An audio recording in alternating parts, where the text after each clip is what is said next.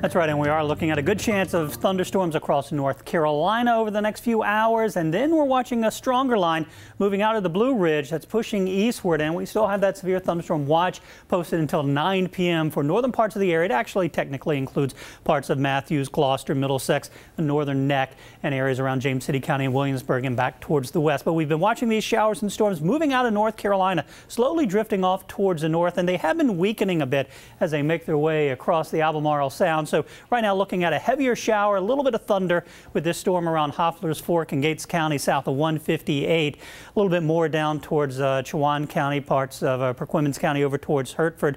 Pasquotank County dry right now, but that wet weather is set to move in, and we're looking at a little bit of rain here around Roanoke Island, Wanchese, and through the Outer Banks of Dare County. That's the first line. That one doesn't have anything that's too terribly strong. A little bit of a stronger thunderstorm back across central North Carolina, but it's this line right through here. You can see that bow right in there moving just south and east of Charlottesville that we're watching for that line to slide south and east later this evening. So let's time it all out for you with Futurecast 5 o'clock. Here are those southern storms slowly drifting north. Again, not expecting anything severe with them. Could be a heavier downpour or two. Is this northern line working south and eastward by 7 o'clock? Tappahannock towards Richmond.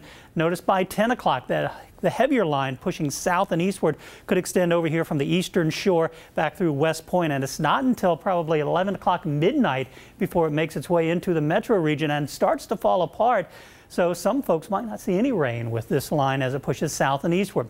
By tomorrow morning, southerly winds continuing to bring in the heat and humidity. It'll be another muggy day with partly sunny skies, and by the afternoon, a few isolated scattered showers or thunderstorms once again with temperatures in the low 80s. But that's a cold front that's sliding through. Notice those winds starting to switch around towards the north. That'll finally scour out the clouds, scour out the rain and the humidity, leading to a very nice day on Thursday. Partly to mostly sunny skies. Winds coming in out of the north. Coastal areas might not get out of the 70s. The humidity will be low. Low 80s inland spots again looking nice for Thursday and Friday. As we get back into the Memorial Day weekend, we'll have to include another chance at some showers and thunderstorms from something possibly trying to develop down here in the tropics. This cluster of thunderstorms, we talked about it yesterday, that's just slowly drifting off towards the north and west. It's an area of investigation as defined by the Hurricane Center. Not anything tropical at this point, but as it drifts off towards the north across the Yucatan into the Gulf of Mexico, about a 40% chance that it could develop into something tropical. Even if it doesn't form, it's going to bring quite a bit of rain for the deep south and likely spread that rain up here just in time for Memorial Day.